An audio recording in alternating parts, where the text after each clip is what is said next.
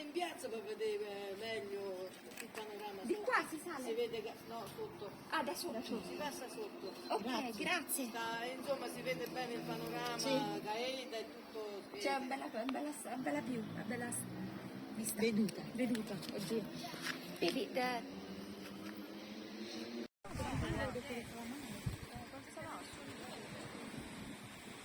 Silvia, hai capito? Io scendo, poi